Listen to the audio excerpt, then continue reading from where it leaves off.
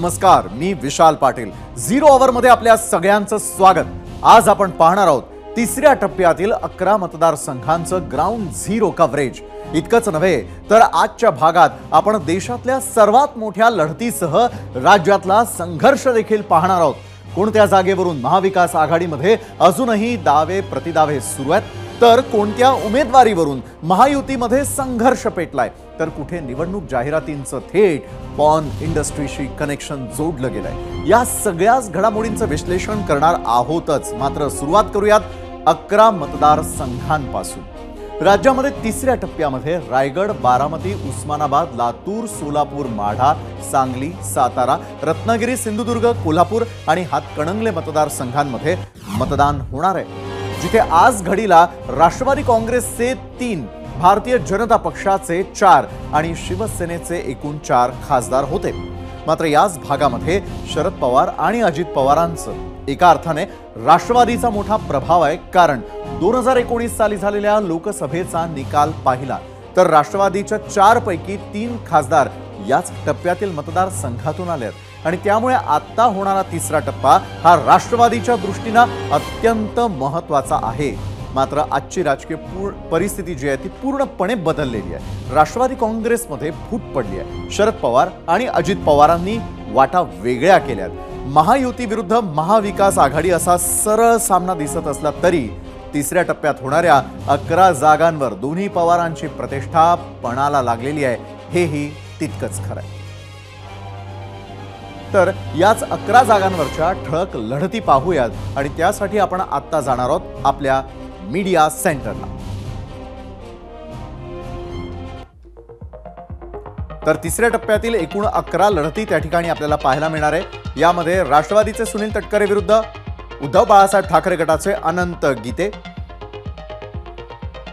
तर सुनेत्रा पवार राष्ट्रवादीच्या आणि राष्ट्रवादी शरदचंद्र पवार यांच्या सुप्रिया सुळे असा बारामतीतला हा सामना असेल।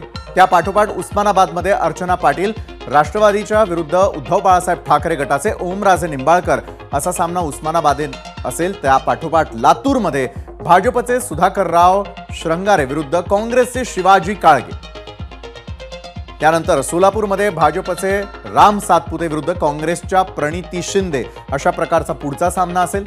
तर माढ्यामध्ये देखील भाजपचे रणजितसिंग नाईक निंबाळकर विरुद्ध राष्ट्रवादी शरदचंद्र पवार गटाचे धैर्यशील मोहिते पाटील। एकूण 11 लढतींवरती आपण नजर टाकतोय, त्यातली सांगलीतली लढत देखील चुरशीची ठरेल, कारण भाजपचे संजय काका पाटील विरुद्ध उबाठाचे चंद्रहार पाटील अशा प्रकारे असेल पुढचा सामना। त्यानंतर साताऱ्यामध्ये देखील भाजपचे उदयनराजे भोसले विरुद्ध राष्ट्रवादी शरदचंद्र पवार पक्षाचे शशिकांत शिंदे अशा प्रकारचा असेल हा सामना। तर दुसरीकडे रत्नागिरी, सिंधुदुर्ग अतिशय प्रतिष्ठेचा मानला जातोय, कारण भाजपचे नारायण राणे विरुद्ध उबाठाचे विनायक राऊत अशा प्रकारची ही लढत असेल। तर कोल्हापूरमध्ये शिवसेनेचे संजय मंडलिक विरुद्ध काँग्रेसचे शाहू महाराज अशी लढत कोल्हापूरमध्ये रंगणार आहे। तर हातकणंगलेमध्ये देखील शिवसेनेचे धैर्यशील माने विरुद्ध उबाठाचे सत्यजित पाटील। एकूण तिसऱ्या टप्प्यामधील या असतील 11 लढती आणि याच लढतींवरती होता आपला पहिला प्रश्न आणि तोच पाहण्यासाठी आता आपण जाणार आहोत थेटपणे आपल्या पोल सेंटरला। तर झिरो आवर मध्ये आम्ही प्रश्न विचारलेला होता, महाराष्ट्रामध्ये तिसऱ्या टप्प्यात 11 जागांसाठी 7 मे रोजी मतदान कोण बाजी मारणार आहे, महायुती की मग महाविकास आघाडी? हे 2 पर्याय तुमच्या समोर होते आणि आता वेळ झालेली आहे याच प्रत्येक मतदारसंघामध्ये जाण्याची आणि इथली ग्राउंड झिरो स्थिती जाणून घेण्याची। सुरुवात करणार आहोत आपण साताऱ्यामधून। इथे सध्या राष्ट्रवादीचे श्रीनिवास पाटील खासदार आहेत, त्यांच्या ऐवजी शरद पवारांनी शशिकांत शिंदेंना उमेदवारी दिली आहे, तर भाजपनं उदयनराजेंना उमेदवारी दिलेली आहे। मात्र त्याआधी साताऱ्यामध्ये महायुतीच्या मित्र पक्षांमध्ये मोठा संघर्ष झालेला होता। महिनाभराच्या संघर्षानंतर अखेर भाजपनं उदयनराजेंना उमेदवारी दिली आणि साताऱ्याची लढत स्पष्ट झाली। आज घडीला सातारा मतदारसंघात सर्वसामान्य मतदारांना नेमकं काय वाटतंय हे जाणून घेण्यासाठी आम्ही थेट सातारा गाठलं। चला आपणही पाहूयात काय आहे मूड साताऱ्याचा। महाराष्ट्रातल्या सातारा जिल्ह्यामध्ये लोकसभेची निवडणूक पार पडते आणि त्या लोकसभा निवडणुकीवर संपूर्ण महाराष्ट्राचं लक्ष आहे। कारण ही निवडणूक छत्रपती उदयनराजे भोसले यांच्या विरोधामध्ये शशिकांत शिंदे अशी पार पडते आहे। याबाबतच लोकांना काय वाटतं हे आपण आज जाणून घेणार आहोत। मी सध्या सातारा जिल्ह्यातल्या करहर नावाच्या एका छोट्याशा खेड्यात आहे। या ठिकाणी आज आठवडी बाजार आहे आणि आठवडी बाजारात आलेल्या नागरिकांचं काय म्हणणं आहे, स्थानिकांचं काय म्हणणं आहे हे आपण जाणून घेणार आहोत। खरं तर सातारा जिल्ह्याची निवडणूक ही प्रतिष्ठेची निवडणूक आहे, कारण उदयनराजे भोसलेंच्या विरोधामध्ये शशिकांत शिंदे आहेत। काय वाटते तुम्हाला, मागच्या अनेक वर्षांमधला इतिहास पाहता यंदाची निवडणूक ऐतिहासिक ठरेल, काय तुमची प्रतिक्रिया आहे बाबा? या वर्षीची चुरशीची निवडणूक होणार आहे आणि जावलीकरांच्या तर मनात आहे की जावलीतलं एक सीट दिलेली आहे शरद पवार साहेबांनी, तर जावलीतल्या लोकांची इच्छा आहे की जावलीतली सीट आमची एवढ्या वर्षानं लोकसभेला दिलेली तर ती जावी दिल्लीमध्ये, अशी एक इच्छा आहे आमची। पण केंद्रामध्ये बऱ्याच लोकांची आमच्या मनात आहे की मोदी सरकारच असावं म्हणून, पण जावलीकरांची तर इच्छा आहे की शशिकांत शिंदे लोकसभेला जावे म्हणून। मोदी सरकार का असावं? मोदी सरकारची आता प्रगती दिसते साहेब, मोदी सरकारनं प्रगती केलेली आहे, जरी काही असेल तरी मोदी सरकारची प्रगती पण तेवढी झालेली आहे। रस्ते झालेत, अनेक त्यांनी अडचणी सोडवलेल्या आहेत, म्हणून ते केंद्रामध्ये पाहिजेत आम्हाला। शशिकांत शिंदे का? शशिकांत शिंदे म्हणजे आमची जावलीची एक शान म्हणून, आणि जावलीतला एक माणूस आहे, तळपदार माणूस आहे, तरुण माणूस आहे, आणि जावलीला आत्तापर्यंत लोकसभेसाठी कोणी एकही उमेदवार दिला नव्हता, तर त्या माध्यमातून शरद पवार साहेबांनी एक उमेदवार दिलेला आहे जावलीमध्ये। तर एक जावलीकरांची आणि आमची वैयक्तिक इच्छा आहे की ते लोकसभेला जावे म्हणून। लोकसभेच्या बाबतीमध्ये सेंट्रल लेवलला BJPने जे काम केलेलं आहे ते वाखाणण्याजोगं आहे। आत्तापर्यंत काँग्रेसचा कार्यकाळ झाला, त्यानंतर BJPचा, पण BJPच्या कार्यकाळामध्ये जे निर्णय होतात कुठले पेंडिंग राहिले नाहीत, जे झालं ते चालू झालं। आणि राहिला विषय आमच्या दुसऱ्या उमेदवाराचा, आता इथे एक राजे आणि शिंदे साहेब आहेत। शिंदे साहेबांचं काम आमदार म्हणून आम्ही पहिल्यापासून पाहिलं आहे, आमदार म्हणून त्यांचं काम चांगलंच होतं। त्यांचं काम जरी चांगलं असलं तरी आमदार म्हणून आम्हाला आवडतात ते।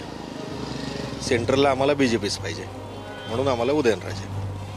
साताऱ्यात उदयनराजे पाहिजेत असं म्हणणं आहे, कारण केंद्रामध्ये मोदी सरकार आहे। आमचे एक माथाडी कामगारांचं खंबीर नेतृत्व म्हणून शशिकांत शिंदे हे खासदार व्हावेत ही आमची इच्छा आहे। सातारा लोकसभेबाबत बोलायचं झालं तर शशिकांत शिंदे निवडून येतील, आणि लोकांमधले पण वातावरण बघता आहे का नाही, शशिकांत शिंदे 100% निवडून येतील। कारण की उदयनराजे हे श्रीमंत छत्रपती उदयनराजे हे राजे, त्यांचा आदर हा राखलाच पाहिजे। पण ते मागच्या 10 वर्षात निवडून आले होते, लोकांना ते लोकांच्या संपर्कात कमी आहेत, आणि लोकांना पण त्यांच्या संपर्कात म्हणजे येऊ शकत नाहीत, असा त्यांचा दबदबा आहे। त्यांनी खासदार म्हणून लोकांच्या संपर्कात येऊन लोकांच्या समस्या सोडवल्या पाहिजेत, ते त्यांच्याकडून काही झालेलं नाही। आणि हे नेतृत्व असं दमदार नेतृत्व आहे, लोकांमध्ये मिळून मिसळून त्यांच्या समस्या सोडवणार आहे, त्यामुळं आमदार शशिकांत शिंदे निवडून आले। परंतु सूरज, असं म्हटलं जातं साताऱ्यामध्ये की मानगादीचा मत गादील।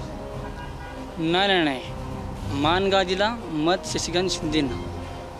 छोटे छोटे व्यावसायिक देखील आपल्यासोबत आहेत, त्यांची देखील आपण मतं जाणून घेणार आहोत। आजी, गाव कुठलं? मी बामणोलीचे प्रभावती हनुमंत तरडे। सध्या सातारा जिल्ह्याची लोकसभेची निवडणूक आहे, उदयनराजे आणि शशिकांत शिंदे यांच्यामध्ये लढत आहे। काय वाटतं तुम्हाला या दोघांबद्दल? आम्हाला की वाटतं की आपलं मोदी सरकार सत्यानं त्याची निवडून यावं, त्यांनाच मतं पडावी ती। का बरं? हां, त्यांनी बी काय काय काम केलेली आहे ती, आणि सगळ्याचं आपलं रक्षण म्हणा, कुणाचं काय इकडे तिकडे आहे का नाही केलेलं आहे। एकंदरीतच सातारा जिल्ह्यातल्या ग्रामीण भागातली ही परिस्थिती आहे। आम्ही माणूस बघणार नाही, पक्ष बघणार नाही, माणूस बघून आम्ही मतदान करणार आहोत, अशा पद्धतीच्या या स्थानिकांच्या प्रतिक्रिया। कॅमेरामन अरविंद वारकेसह निलेश बुधावले, ABP माझा, सातारा। तर आता साताऱ्याचा मूड पाहिल्यानंतर आता आपण जाणार आहोत जेजुरीमध्ये। अखंड महाराष्ट्राचं कुलदैवत असलेल्या जेजुरीच्या खंडेरायाकडे आशीर्वादासाठी येणाऱ्या भाविकांची नेहमीच गर्दी असते। अनेकदा तर राजकारणी देखील खंडेरायाकडे त्यांना अनुकूल असा कौल मागतात। सध्या सुरू असलेल्या राजकीय रणधुमाळीच्या पार्श्वभूमीवर आम्ही खंडेरायाच्या दर्शनाला येणारे भाविक, खंडेरायाचे पुजारी आणि जागरण गोंधळ घालणारे वाघ्या मुरळी यांना बोलतं करण्याचा प्रयत्न केला। त्यांच्या मतदारसंघामध्ये राजकीय वारं कुठल्या दिशेने वाहतंय आणि कौल कुणाला मिळू शकतो हे जाणून घेण्याचा प्रयत्न देखील केलाय। चला तर पाहूया। सध्या निवडणुकीचं वारं वाहतंय आणि हा जेजुरीचा गड बारामती लोकसभा मतदारसंघाचा भाग असलेल्या पुरंदर तालुक्यामध्ये येतो. इथे हे जागरण गोंधळ घालणारे वाघ्या मुरळी या ठिकाणी खंडेरायाला कौल मागतायत आणि त्याचबरोबर काही भाविक आहेत, काही नवपरिणी जोडपी आहेत जी खंडेरायाच्या आशीर्वादासाठी या ठिकाणी आलेली आहेत.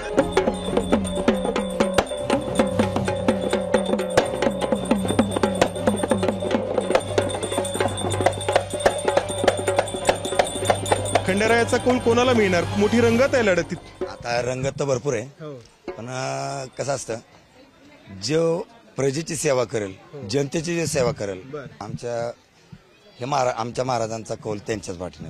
अच्छा, कधी तुम्हाला काय वाटतं? मोठी रंगतदार लढत आहे ते सुप्रिया सुळे विरुद्ध सुनेत्रा पवार. बरोबर. कौल कोणाला मिळेल?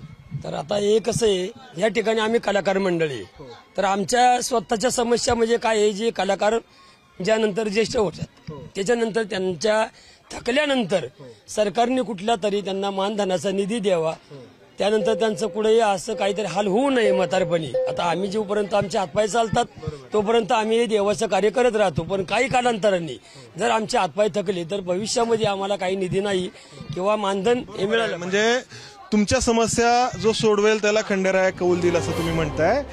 हे एक नवपरिणीत जोडपं आहे. कधी झालंय लग्न तुमचं? 2 दिवस झाले, 28 तारखेला झालं. अच्छा, बरं. शुभेच्छा तुम्हा दोघांना. कुठून आलात तुम्ही? बारामतीच्या जवळ वालचनगर म्हणून गाव आहे. अच्छा, बारामतीचेच आहात. मग काय आता? हा नाही, गल्ला आता कसं आहे, प्रचार चालणार आहे, निवडणूक आहे म्हणल्यावर प्रचार चालणार आहे. तर खंडोबाचा कौल कुठं जाणार ह्याच्यापेक्षा तुम्ही याच्या आधीवर काय केलं, आणि प्रचार तर सगळेच करतात. प्रचार करून काय तुम्ही काम करा,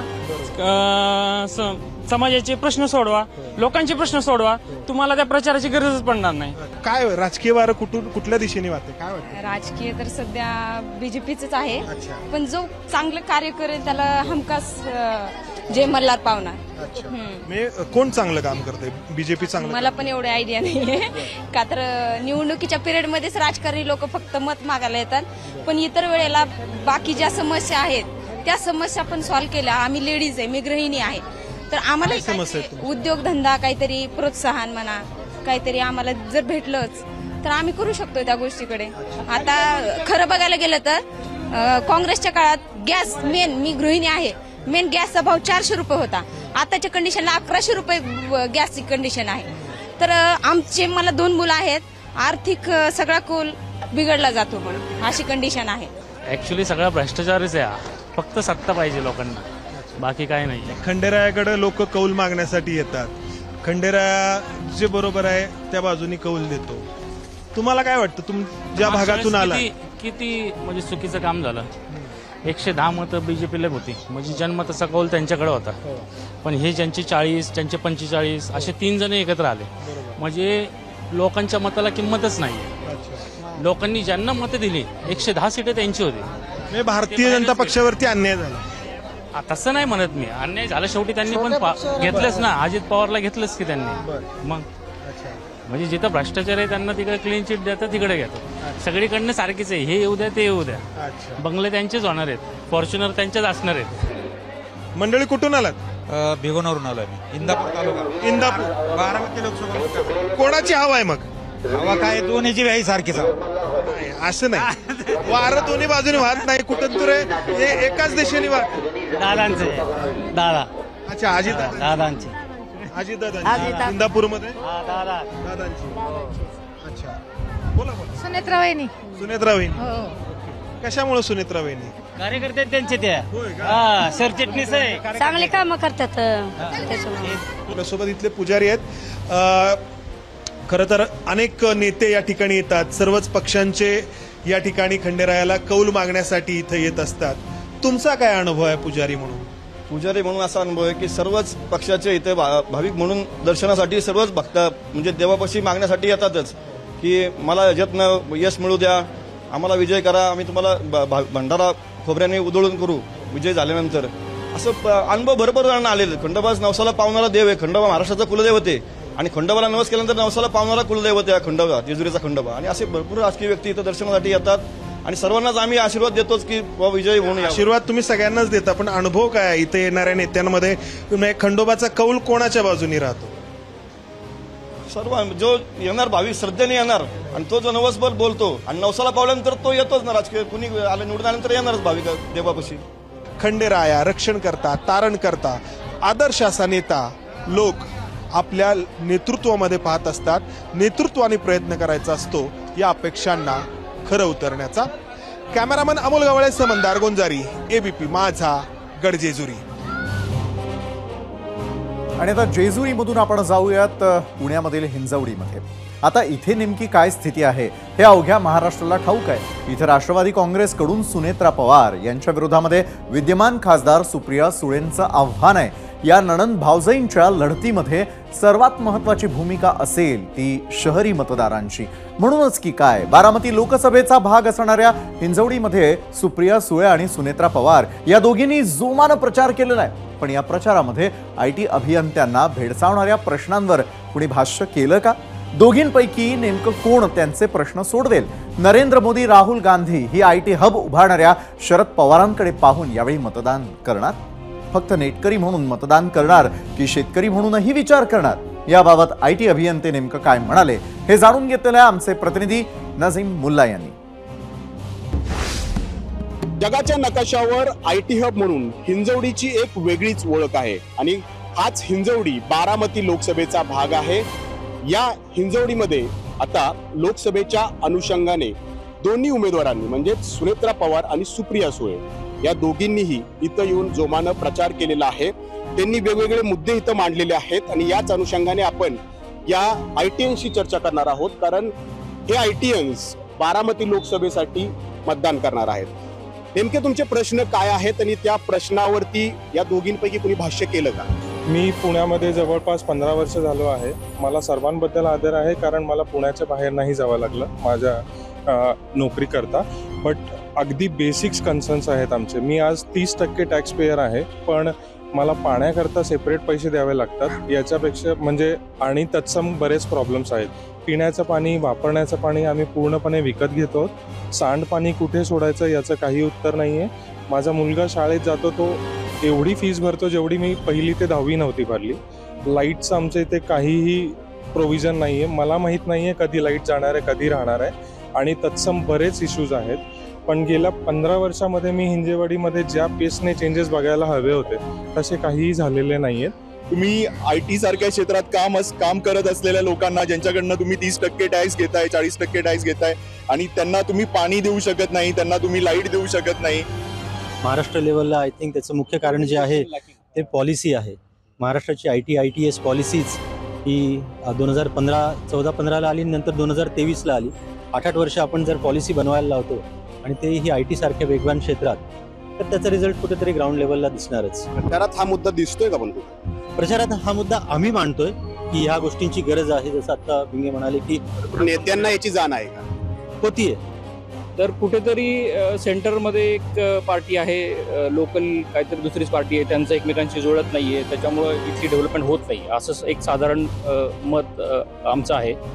तर पुढे जाता हेच अपेक्षित आहे की जी कुणी पार्टी सेंटरमध्ये येईल तीच लोकल पण असावी, जेणेकरून विकासाचा निधी असेल किंवा जे डेव्हलपमेंट साठी निधी असेल तो ते प्रोव्हाइड करतील, त्याला आडकाठी करणार नाहीत. सामान्य माणसाच्या बाबतीत कोणी विचार करताना मला दिसलेलं नाही आहे. एकच अपेक्षा आहे, आम्ही तुमच्याकडे खूप अपेक्षेने बघतो, मग तो कोणतंही असो. आमच्यासाठी राजकारण हे पार्टी नाही, आमच्यासाठी राजकारण म्हणजे समाजकारण.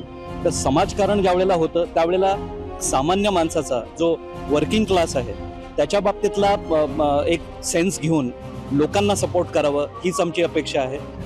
शेतकरी आणि नेटकरी, ITNsने आम्ही नेटकरी म्हणतो कारण की सगळं काम आमचं नेटवरतीच होतं. तर शेतकरी आणि नेटकरी दोघंही महत्त्वाचे आहेत आणि जर प्राधान्य द्यायचं राहिलं तर नेहमी शेतकऱ्यालाच दिलं पाहिजे. शेतकरी आणि नेटकरी दोघांचा विचार कोण करू शकतो?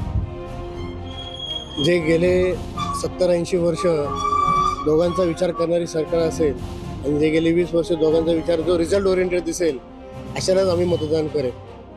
तुम्ही कोणाला मतदान करणार आहात? सुप्रिया सुळे, सुनेत्रा पवार. तुम्ही म्हटलंय की शेतकऱ्यांचा विचार करणार आहे, तर आता शेतकऱ्यांचा विचार केला जातोय का? शेतकरी आंदोलन इतक्या मोठ्या पातळीवर झालं, तिकडे आपल्या पंतप्रधानांनी लक्षच दिलं नाही. तर हे जे मुद्दे आहेत की म्हणजे शेतकऱ्यांकडे लक्ष, जो चांगल्या पॉलिसीज आणेल, आता गव्हर्नमेंटमध्ये राहुल गांधी येवो, मोदी येवो, पण त्यांच्या पॉलिसी स्ट्रॉंग असल्या पाहिजे. शेतकऱ्यांना जसं दादा बोलले की हमी भाव मिळाला पाहिजे, आम्हाला इन्फ्रास्ट्रक्चर मिळायला पाहिजे. तर हे मुद्दे जे घेतील ते आम्हाला लोक पाहिजे. आणि याच मतदानावेळी सुनेत्रा पवार की सुप्रिया सुळे या दोघांपैकी नेमके हे ITS कुणाला मतदान करतील हे त्यांच्या मतातून स्पष्ट झालंच असेल. नाजिमुल्ला, ABP माझा, हिंजवडी, पुणे. थेट ग्राउंडवरती जाऊन त्या ठिकाणच्या नेमक्या काय प्रतिक्रिया होत्या त्या पाहिल्यानंतर आता सोशल मीडियामधील प्रतिक्रिया पाहण्याची वेळ आली आहे. त्यासाठी आपण पाहूयात आजच्या भागातील पहिला प्रश्न आणि त्या प्रश्नावरील तुमच्या नेमक्या प्रतिक्रिया काय आणि ते जाणून घेण्यासाठी आपण आलेलो आहोत आपल्या मीडिया सेंटरला. तर माझानं विचारलेला 0 आवर मधला प्रश्न, महाराष्ट्रामध्ये तिसऱ्या टप्प्यात 11 जागांसाठी 7 मे रोजी मतदान, कोण बाजी मारणार आहे? 2 पर्याय तुमच्याकडे होते, महायुती की महाविकास आघाडी. त्यानंतर तुम्ही कशा प्रकारे व्यक्त झालेला आहात? X वरती प्रतिक्रिया आहे राजू थोरात यांची, म्हणतात महाविकास आघाडीला यश मिळेल. युट्यूबवरती राम सिसोदे म्हणतात काहीही झालं तरी महायुतीच्या मागच्या कारनाम्यामुळे त्यांच्याविषयी जनतेच्या मनात आक्रोश आहे. संतोष गायकवाड म्हणतात महाविकास आघाडी आली पाहिजे. युजी मोरे म्हणतात महाविकास आघाडी अधिकाधिक जागा मोठ्या फरकानं जिंकतील. फेसबुकवरती संभाजी निवले म्हणतात भाजपच्या राजकारणाला मतदार वैतागला आणि त्यामुळे महाविकास आघाडीच बाजी मारणार. तर सोमनाथ सावंत म्हणतात महायुतीची बाजू मजबूत आहे. शिवम म्हणतात इंस्टाग्रामवर तिसऱ्या टप्प्यात महाविकास आघाडीचा बोलबाला असणार आहे. तर आम्ही विचारलेल्या प्रश्नावरती तुम्ही दिलेला कौल पाहण्यासाठी आपण आता थेटपणे जाणार आहोत आपल्या पोल सेंटरवर. जनतेने नेमका काय पोल दिलेला आहे, काय कौल त्यांनी दिलेला आहे तो पाहूयात. एकूण आपल्याला युट्यूबवरती मतं प्राप्त झाली आहेत आज 1,48,000 आणि त्यापैकी महायुती म्हणतात 20%, महाविकास आघाडीच्या बाजूने आहेत 80%. इंस्टाग्रामवर एकूण मतं प्राप्त झाली आहेत 4,000 मतांपैकी महायुती आणि महाविकास आघाडीमध्ये महायुतीकडे आहेत 42%, 58% म्हणतायत महाविकास आघाडी. त्यानंतर X वर एकूण मत आहेत 1500, या 1500 मतांपैकी महाविकास आघाडीकडे आहेत 72%, महायुती 28%. तर फेसबुकवरती देखील प्राप्त मतं जी आहेत त्यानुसार पाहायला गेलं तर महायुती 26%, 74% महाविकास आघाडी. ही निवडणूक महाराष्ट्रामधील 2 माणसांसाठी जास्त महत्वाची आहे, अगदी अस्तित्वाची असणार आहे, मेक ऑर ब्रेक असणार आहे. त्यातले एक आहेत मुख्यमंत्री एकनाथ शिंदे, दुसरे आहेत उपमुख्यमंत्री अजित पवार. उद्धव ठाकरे आणि शरद पवार यांच्या कारभाराविरोधात बंड उठाव करताना या दोघांनी त्यांच्या राजकीय कारकिर्दीतलीच नाही तर आयुष्यातली सर्वात मोठी जोखीम पत्करलेली आहे. शिवसेना आणि राष्ट्रवादी पक्षाचे खरे वारसदार आपणच आहोत हे यांना आता सिद्ध करावं लागणार आहे आणि त्यासाठीच महाशक्तीनं सगळी ताकद या दोघांमागे उभी केलेली आहे. त्यातही अजित पवार यांचा जास्त कस लागणार आहे, कारण मामला फक्त पक्षाचा नाही आहे तर कुटुंबाचा, परिवाराचा, नात्याचा देखील आहे. ज्या 4 जागा अजित पवार लढवतायत त्यातल्या बारामती, रायगड, धाराशिव या 3 जागांवर 7 तारखेला मंगळवारी तिसऱ्या टप्प्यात मतदान आहे. तर सध्या सगळा फोकस हा मुक्काम पोस्ट बारामतीवरती असला तरी देखील या 4ही जागा जिंकण्यासाठी अजित पवार आणि राष्ट्रवादीचे सर्व शिलेदार सर्वस्व पणाला लावताना दिसत आहेत. जितक्या जास्त जागा जिंकतील तितका आपण घेतलेला निर्णय योग्य होता हे त्यांना सांगता येणार आहे. तसंच दादांना राष्ट्रवादी पक्षावरती आपली पकड मजबूत करता येणार आहे. आपणच खरे राजकीय वारसदार हे देखील सांगता येणार आहे. तसं झालं नाही तर मात्र अजितदादांसमोर फार कमी पर्याय उरतील. आगामी विधानसभेसाठी सुद्धा त्यांची बार्गेनिंग पॉवर कमी होईल. बाबाही गेला आणि दशम्याही गेल्या अशी स्थिती होऊ शकते. तसं होऊ देणं अजित पवार यांच्यासारख्या मुरब्बी राजकारण्याला परवडणार नाही. एक सीट महत्वाचं असल्यामुळे राष्ट्रवादीनं चांगलं परफॉर्म करणं ही भाजपची सुद्धा तितकी जास्त गरज आहे आणि त्यामुळेच शिंदे फडणवीसांपासून ते मोदी शहांपर्यंत सगळेजण अजितदादांना सर्व ते सहकार्य करताना दिसतायत। त्यांच्या या प्रयत्नांना पहिला कस जो आहे तो 7 तारखेला लागेल। आवश्यक मतदान करून घेण्यावर दोन्ही बाजूचा तिन्ही पक्षांचा भर असेलच। आर पारच्या या लढाईमध्ये कुणाला यश येतं याकडे आपलं लक्ष असेल। आणि आता आपण करूयात आज दिवसभरातील महत्त्वाच्या राजकीय घडामोडींचं विश्लेषण। मात्र सुरुवात अवघ्या देशाचं लक्ष लागलेल्या अमेठीतून। तुम्ही म्हणाल की अमेठीत काय घडलंय, तर सांगतो। आज सोशल मीडिया असो की राजकीय गप्पांचे फड, सगळीकडे एकच चर्चा होती आणि ती म्हणजे राहुल गांधी पुन्हा एकदा अमेठीतून लोकसभा लढवणार। आता तुम्ही म्हणाल की राहुल गांधींनी तर या आधीही अमेठीतून निवडणुका लढवल्यात ना, मग आता काय नवीन त्यात, तर तेही सांगतो। उत्तर प्रदेशातील अमेठी लोकसभा मतदारसंघ हा गांधी घराण्याचा परंपरागत मतदारसंघ आहे। 1967 सालापासून झालेल्या सगळ्या लोकसभा निवडणुकांमध्ये फक्त 3 वेळाच इथून बिगर काँग्रेसी उमेदवार विजयी झालाय। 1980 साली याच अमेठीमधून राहुल गांधींचे काका संजय गांधी खासदार झाले। त्यानंतर 4 वेळा राजीव गांधी, एकदा सोनिया गांधी आणि नंतर सलग 3 वेळा राहुल गांधी याच अमेठीमधून खासदार बनले।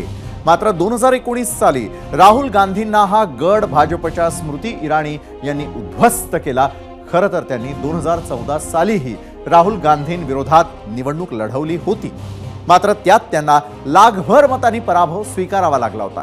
मात्र स्मृती इराणींनी मतदारसंघ सोडला नाही। त्यांनी 5 वर्ष अमेठीतच ठाण मांडलं आणि त्यांच्या परिश्रमाला मतदारांना साथ द्यावी लागली। आणि 2019 साली स्मृती इराणींनी राहुल गांधींना 50,000पेक्षा जास्त मतांनी मात दिली। यावेळीही भाजपनं स्मृती इराणींनाच उमेदवारी दिली आहे। इतकंच नाही तर त्यांनी नुकताच उमेदवारी अर्जही दाखल केला।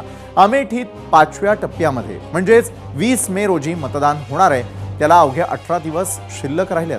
काँग्रेसकडून मात्र उमेदवार चाचपणीच सुरू होती। त्यातच आज अमेठीतील काँग्रेस कार्यालयामध्ये हालचाली वाढल्या आणि राहुल गांधी अमेठीतून लढणार अशा चर्चांनी जोर धरला। इतकंच नव्हे तर काँग्रेसच्या अमेठी जिल्हा अध्यक्षांनी राहुल गांधींच्या नावानं उमेदवारी अर्जही घेतलाय।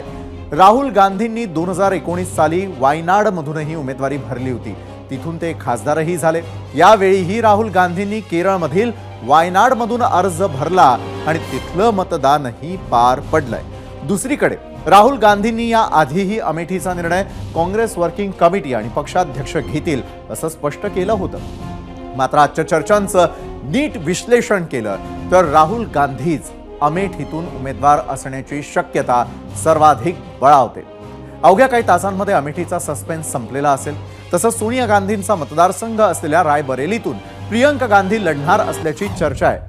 उमेदवारी अर्ज दाखल करण्यासाठी उद्याचा दिवस हा शेवटचा दिवस आहे, त्यामुळे प्रतीक्षा अवघ्या काही तासांची आहे। मात्र अमेठीमधील याच संभाव्य लढतीवर होता आपला आजचा दुसरा प्रश्न आणि तोच पाहण्यासाठी थेट जाऊयात आपल्या पोल सेंटरला। तर 0 ओव्हरमध्ये आम्ही आज दुसरा प्रश्न विचारला होता, अमेठीमध्ये तिसऱ्यांदा राहुल गांधी विरुद्ध स्मृती इराणी निवडणूक झाली तर कोण जिंकणार, राहुल गांधी की स्मृती इराणी? हे 2 पर्याय तुमच्या समोर होते।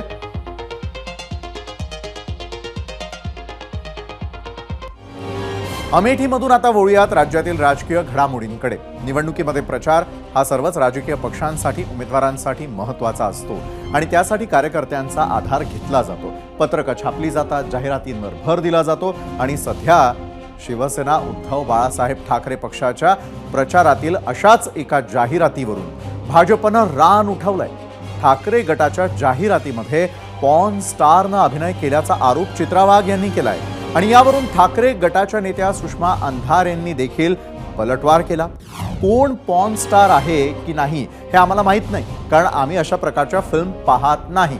मात्र भाजपच्या त्या महिला नेत्यांना यामध्ये जास्त इंटरेस्ट असेल असा टोलाही त्यांनी लगावलाय। उद्धव बाळासाहेब ठाकरे यांनी पब, पार्टी आणि पॉन अशा नवीन संस्कृती आणण्याचा किळसवाणा प्रकार त्या ठिकाणी केलेला आहे। आपण बघितलं असेल की उद्धव बाळासाहेब ठाकरे यांच्या ज्या ॲडव्हर्टाइजमेंट येत आहेत, जे आपण असं म्हणू की Adubal night life production private लिमिटेडच्या या Adubal night life private limited production हाऊसच्या उबाठाच्या ज्या जाहिराती आहेत त्या जाहिरातीमधलं जे पात्र आहे हे पात्र पॉर्न स्टार आहे.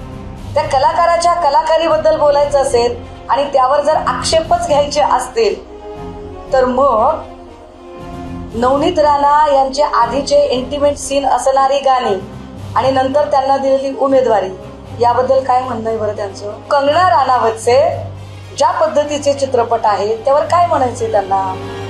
जारकिहोलीचे जे व्हिडिओज बाहेर आले त्या जारकिहोलीच्या व्हिडिओजवर काय बोलायचंय त्यांना? म्हणजे मणिपूरमध्ये 2 महिला आमच्या नागवल्या गेल्या त्यावेळेला या बाई अगदी कुठल्या बिळात बसल्या होत्या माहित नाही. या आक्रस्ताळ्या बाईंना हाच प्रश्न मोदींना विचारण्यासाठी त्यांच्या तोंडात जीभ आहे का? त्यांच्या तोंडातली बत्तीशी उघडणार आहे का? की ज्या प्रज्वल रेवन्नाचे 3000पेक्षा अधिक सेक्स व्हिडिओ व्हायरल झाले त्याच प्रज्वल रेवन्नाच्या साठी प्रचार सभा या देशाच्या पंतप्रधान मोदींनी घेतली. तिसऱ्या टप्प्यामध्ये महाराष्ट्रामधील 11 जागांसाठी मतदान होत आहे आणि यामध्ये सातारा, रत्नागिरी, सिंधुदुर्गचाही समावेश आहे.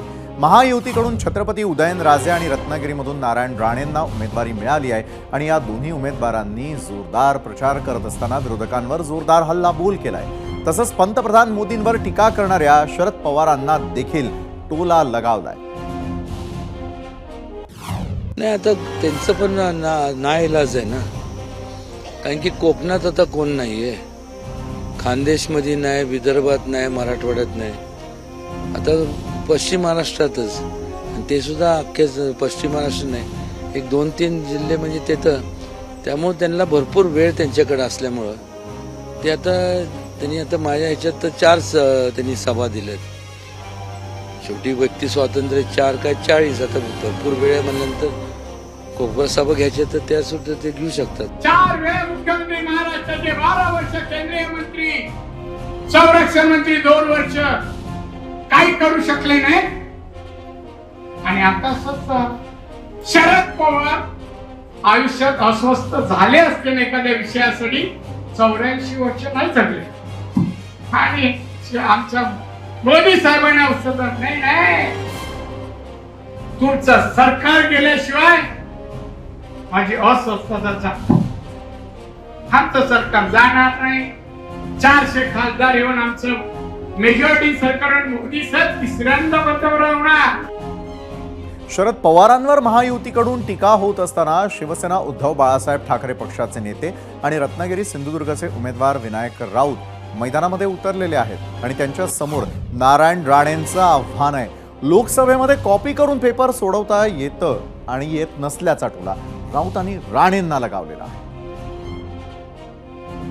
देशाची लोकसभा असते तिथे काय कॉपी करून पेपर सोडवता येत नाही. इंग्रजी चांगली, हिंदी चांगली, मराठी बोलण्याची संधी असते तिथे. पण ह्यांचे दिवे लागले ते फक्त कुटुंबामध्ये.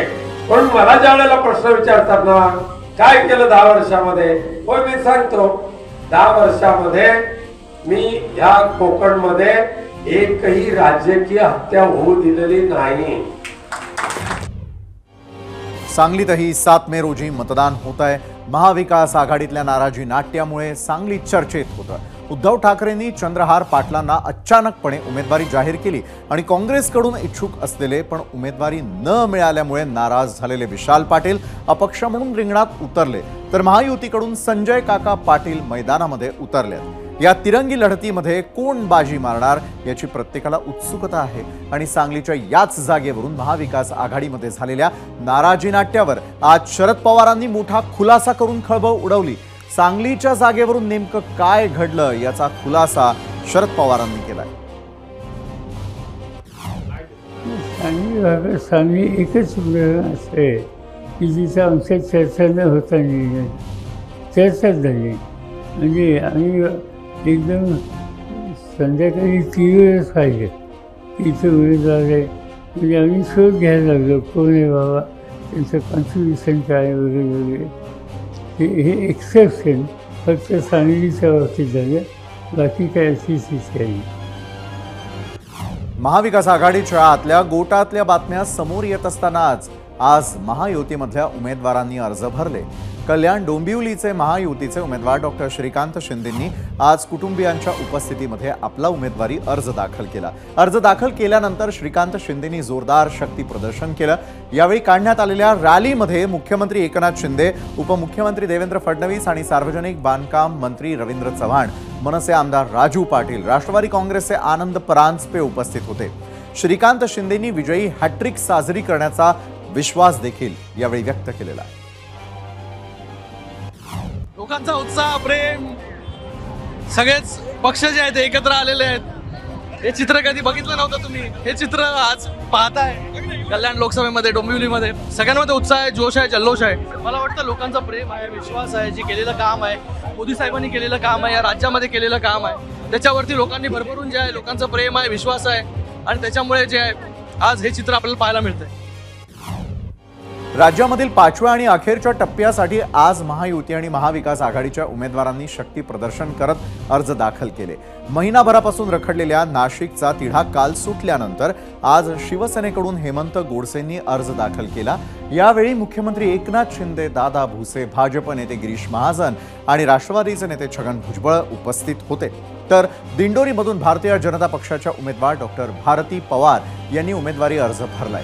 उमेदवारी अर्ज दाखल करण्यापूर्वी नाशिकमध्ये महायुतीकडून जोरदार शक्ती प्रदर्शन करण्यात आलं. अर्ज दाखल करण्यापूर्वी भारती पवारांनी देवदर्शनही केलं. तर महाविकास आघाडीचे उत्तर पश्चिम मुंबई लोकसभा मतदारसंघाचे ठाकरे गटाचे उमेदवार अमोल कीर्तीकर यांनी अर्ज दाखल केला. त्यापूर्वी कीर्तीकरांनी बाळासाहेब ठाकरे स्मारक इथे जाऊन अभिवादन केलं. याशिवाय पालघरमधील ठाकरे गटाच्या उमेदवार भारती कांबळींनी आदित्य ठाकरेंच्या उपस्थितीमध्ये अर्ज भरला. लोकसभेच्या 5व्या टप्प्यासाठी 20 मे रोजी मतदान पार पडणार आहे. तर आता वळूयात आजच्या भागातील दुसऱ्या प्रश्नाकडे. त्या प्रश्नावरील तुमच्या प्रतिक्रिया पाहण्यासाठी आपण आता जाणार आहोत आपल्या मीडिया सेंटरवर. आजचा आमचा दुसरा प्रश्न होता तुमच्यासाठी. अमेठीत तिसऱ्यांदा राहुल गांधी विरुद्ध स्मृती इराणी निवडणूक झाली तर कोण जिंकणार, राहुल गांधी की स्मृती इराणी? तुम्ही कशा प्रकारे व्यक्त होताय, काय तुमचा कौल आहे? तर एक्सवरती महेश इंदू भागवत शिंदे म्हणतायत राहुल गांधींची लोकप्रियता पाहता नक्कीच राहुल गांधी निवडून येतील. स्मृती इराणींचे जबरदस्त काम असल्यामुळे त्या चांगल्या मताधिक्यानं निवडून येतील असं म्हणणं आहे श्रीकांत यांचं. तर विष्णू विश्वास म्हणतायत जनता आता जुमलाबाजीला कंटाळली आहे त्यामुळे राहुल गांधी. फेसबुकवरती मारुती बोने म्हणतायत स्मृती इराणी जिंकणार कारण त्यांनी अमेठीत खूप छान काम केलेली आहे. फेसबुकवरती कपिल लुकडे म्हणतायत खरंच मतदारसंघात विकास झाला असेल तर आहे तो खासदार त्या ठिकाणी निवडून येईल. तर इंस्टाग्रामवरती स्वानंद गरुड म्हणतायत स्मृती इराणी. इंस्टाग्रामवर सोमनाथ हेगडे म्हणतायत राहुल गांधी. तर आम्ही विचारलेल्या प्रश्नावरती तुम्ही दिलेला कौल पाहण्यासाठी आपण आता जाणार आहोत आमच्या पोल सेंटरवर. तर कशा प्रकारे आज जनतेनं कौल दिलेला आहे या प्रश्नाला? सर्वाधिक मतं 86,000 युट्यूबवर आपल्याला प्राप्त झालेली आहेत. तुम्ही दिलेल्या उत्तरांपैकी राहुल गांधी असं म्हणतात 82%, स्मृती इराणी म्हणणाऱ्यांची टक्केवारी आहे 18%. त्यानंतर इंस्टाग्रामवरती एकूण मतं आहेत 4,000 मतांची जर आपण विभागणी पाहिली तर राहुल गांधी आणि स्मृती इराणी या दोन पर्यायांपैकी स्मृती इराणी म्हणणे 36% जनतेचं, 64% म्हणतात राहुल गांधी. त्यानंतर फेसबुकवरती देखील खूप मतं प्राप्त झालेली आहे. त्यापैकी स्मृती इराणी असं म्हणणाऱ्यांची टक्केवारी आहे 27%, 73% म्हणतात राहुल गांधी. त्यानंतर एक्सवर आलेल्या प्रतिक्रिया, तुम्ही दिलेला कौल आणि या कौलनुसार राहुल गांधी 73% जनता म्हणते, 27% म्हणतात स्मृती इराणी. काळाबरोबर प्रचाराचा ट्रेंड कसा बदलत गेला हे आपण 0 अवरमध्ये पाहिलंय.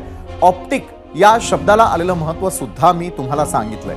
भव्य दिव्य प्रचार रॅली, गल्ली ओसंडून वाहील अशी गर्दी, दाक्षिणात्य चित्रपट स्टाईल कटआउट्स, जेसीबीतून फुलं, भले मोठे हार, त्याचबरोबर क्विंटलने गुलाल टाकणं, स्पेशली डिझाईन केलेले प्रचार रथ, लिफ्टमधून वर येणारे छोटे स्टेज आणि नेते असा सगळा डोळे दिपवणारा चकचकीत इव्हेंट या सगळ्याच पक्षांच्या डिजिटल प्लॅटफॉर्म्सवर आणि न्यूज चॅनल्सवर होणारं लाईव्ह प्रक्षेपण लोकांचं लक्ष आकर्षित करण्याची एकही संधी सोडली जात नाही. हे सगळं जितकं महत्वाचं आहे तितकीच आणखी एक गोष्ट महत्वाची बनली आहे. अशा रॅलींमध्ये, रोड शो मध्ये, सभांमध्ये, इव्हेंटमध्ये कोणता नेता कोणासोबत दिसतो याला सुद्धा कमालीचं महत्व आलेलं आहे. उदाहरणार्थ श्रीकांत शिंदेंच्या फॉर्म भरायला मुख्यमंत्री एकनाथ शिंदेंपेक्षाही जास्त महत्वाची उपस्थिती उपमुख्यमंत्री देवेंद्र फडणवीसांची बनते.